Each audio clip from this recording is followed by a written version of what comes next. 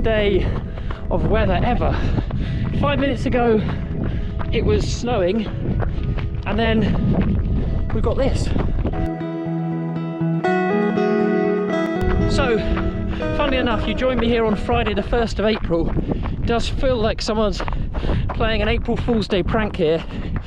So it's week 9 of North Downs Way 50 training, and I've come up to Devil's Dyke to try and get some hills in today.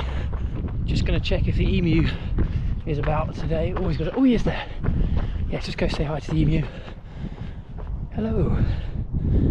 There he is.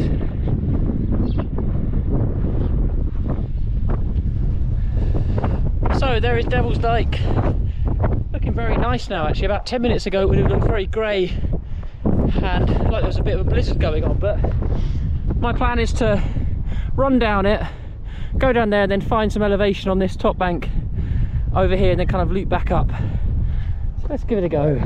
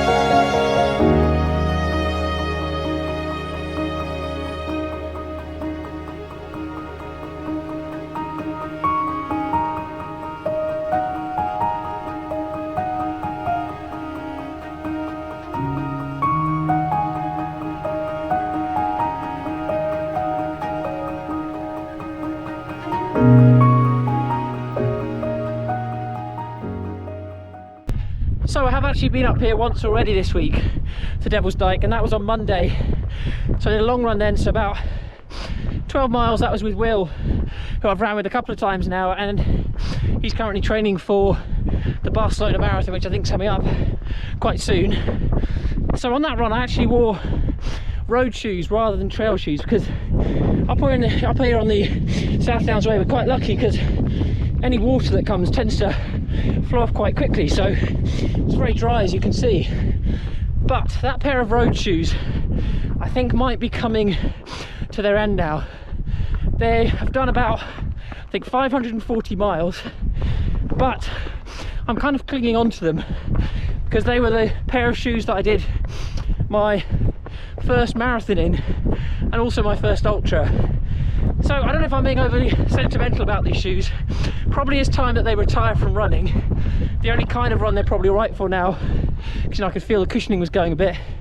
It's probably a flat run on the grass, so probably reaching retirement. However, there is a local running shop that's doing 20 quid off shoes if you bring your old pair along, but I don't know if I can quite bring myself to bring this old pair of shoes along because of what I've done with them previously. So I don't know, maybe I should think more practically. Maybe I should take them along to the shop and, you know, maybe get some money off some new trail shoes. But it's a difficult one. You know, I've got very good memories with these shoes.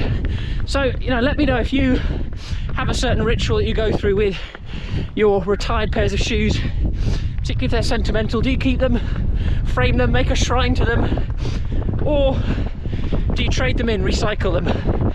Let me know. I'm still kind of torn, as you can probably tell, me talking through the options here, but yeah, not sure what to do with them really. But either way, they're a very good pair of shoes. They only cost me 50 quid, so I think, you know, it's actually a lot to be said for cheaper, more basic models. You can actually get a lot out of them, and, you know, sometimes more expensive models are very much overhyped, and that's one of the reasons I really like this pair of shoes. So they're A6 Gel Excite 7s I was wearing, so no frills, not going to set any records in them, but they've been reliable, and I've not noticed really any dip in quality in 540 miles, which I think is pretty amazing. Still can't get over what a weird day for weather this is. Promise this wasn't filmed on different days. with the sun earlier, the sun now rather, it's all like this. Then we had that almost blizzard-like weather earlier. Very odd.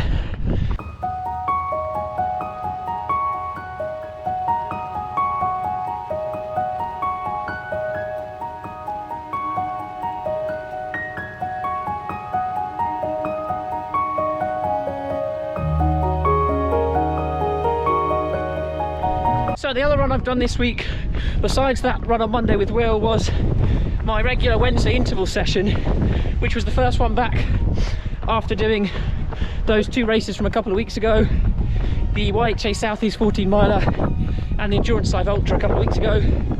So, you know, overall actually I haven't been feeling that great this week, a bit lethargic. I feel like I got a bug or something. Doesn't seem to be COVID, done 2 tests.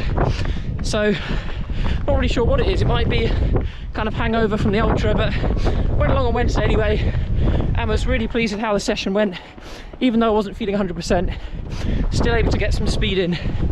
And I've been finding the interval sessions with the club I've joined, Brighton Phoenix, really useful. It's, you know, so much easier to do speed stuff with a group. I don't think I ever would dream of running that speed. That speed's fast for what I usually do. I don't think I could do that on my own really. It's much easier when you've got a group, and actually the coaches there, you know, really good at giving little tips here and there.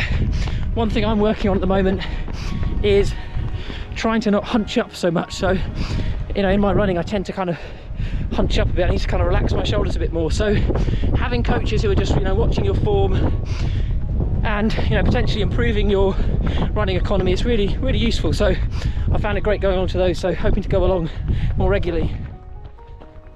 So another weather change again. We've now come off the downs, heading back towards Brighton, and it's snowing again and looking really grey. This run gets even weirder.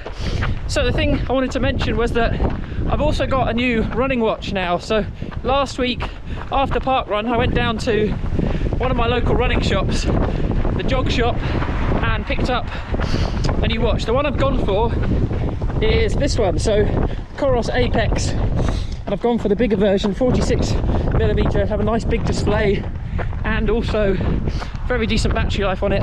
And this is my first watch with navigation, which for those of you who followed the channel before will probably recognise that that's probably a good thing, because I've been lost in 3 of the 4 ultras that I've done.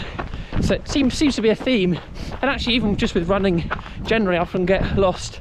Luckily it hasn't added too much onto races I've done before, so I think maximum about 0.6, 0.7 of a mile, but even so, good to be, you know, knowing the route that you're doing gives you extra confidence to have a watch that tells you where to go. So this is actually my first run with the Coros Apex, so I haven't got too much to say on it at this point in terms of the reviews, but just that it's, you know, amazing to be able to have a watch which tells you as you're going, you know, like how much elevation you've done, your heart rate. In fact, it's waterproof as well, battery lasts for ages, and I can also use it for open water swimming too. So for those of you who've tuned in before, you might know that I'm, you know, quite into my open water swimming, but I haven't done it as much recently, so I'll be able to take this watch out for that as well. So, you know, really pleased with it for the first run.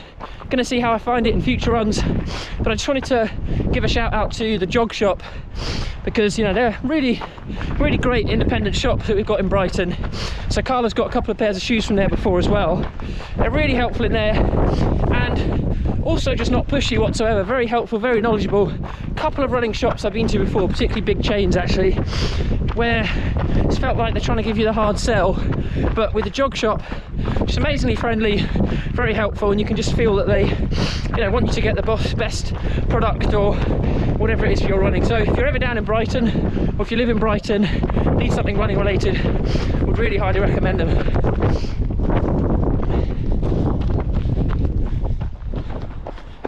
God, it gets weirder. Now I'm almost back towards where I started, and it's sunny again. What the hell? So that is today's run all done. I'll put up on the screen how I got on, and I'm just going to do one other run this week, which will be tomorrow. So that'll take my total up to 4 this week. I usually do 5 with my training, but because this is the first week back after recovery, I thought I'd just do 4 this week. And actually each run that I've had this week, it's been Monday, Wednesday, Friday, so I've had a day off after each of my earlier runs in the week, after Monday and Wednesday, just to allow me to recover a little bit more.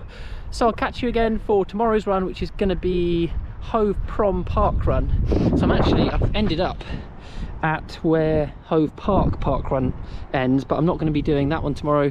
Instead, going to be doing probably one of the flattest parkruns there is, 0 feet of elevation. So I'll join you tomorrow for Hove Prom Parkrun. So see you all then. So you might notice this is not Hove Prom Parkrun, and that's because although I did go along this morning to Hove Prom Parkrun, I've actually lost all of my footage, unfortunately, because I had an SD card error. The joys of GoPro ownership. I won't go into the details of it, but yeah, it meant I lost all of my footage, and actually got some really nice footage because it was a perfect day for it, so really sunny and crisp. So I did Hove Prom Parkrun. After that, I ran for a few miles to go and pick up some second-hand running shoes. So I just saw these advertised on Facebook Marketplace.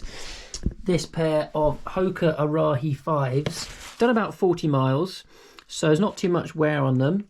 And it's something I've got into a habit of doing recently, just kind of keeping an eye out in terms of what's out there for second-hand running shoes. So I picked them up for 30 quid. They RRP for about 125. So yeah, really pleased with that. Nice to get a new second-hand pair of shoes there that I can use out on the roads. So those are all my runs done for this week. I'll put up the total of what I've done, and next week it'll be week 10 with only about 6 or 7 weeks now to go to the North Downs Way 50. So thanks for tuning in, everyone. I hope you enjoyed the video. Fingers crossed next week I'll have all of the footage that I record and won't lose any. So have a good week and see you all in the next one.